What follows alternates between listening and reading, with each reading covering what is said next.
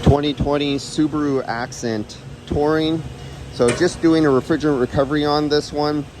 They're doing some work down in this corner, and it's a little too close for the grinding wheel and welding in this area, so too dangerous. A little nicks are happening, so got to remove the condenser to get it out of the way for that.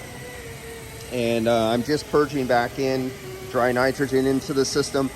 And this is a large dual air conditioning system, as you can see here, front and rear. So you have feeding coming off of the liquid line, and you're feeding a front expansion valve. There's the expansion valve. Let me zip on it. Sorry, right there. There's the front expansion valve, and then you can see the line going in the rear for the rear expansion valve. This is a large system. It's only 42 degrees Fahrenheit outside, so it took me a long time. This is undrivable right now. There's no coolant in the system, so I cannot pre-warm the engine in an interior to help me remove the refrigerant out of the system by heating the system and recovering. So it took a little longer. What else?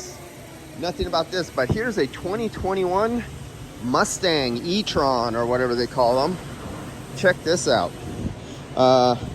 Still probably doesn't hold anything to the Tesla Plaid, but Ford is trying. And actually, I looked at it, I go, is this a Tesla? And Ford doesn't want to risk coming up with something too new or making it look too old.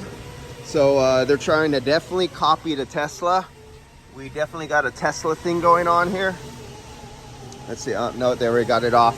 So they had the scanner on it. Now, unlike Tesla doesn't let you use aftermarket scanners or anything like that.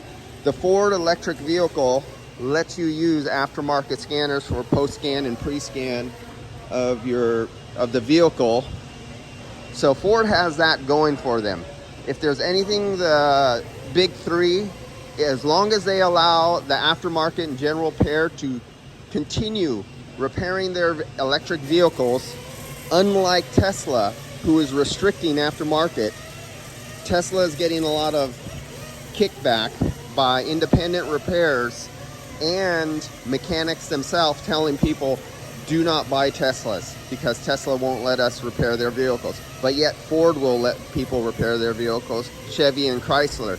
So this is the only thing that will make the big three get into the EV market over Tesla to be competition, because as long as Tesla is trying to be proprietary and keep anybody from repairing their vehicles, this is the one thing that might come back and hurt them in the future. Because even though my wife has the Tesla Model 3, I love it, when it comes to repairing it myself, Tesla gets a big thumbs down. But for performance and drivability, love the Tesla. But the Mustang, shop owner already and manager drove it and say it's a really nice, fun ride.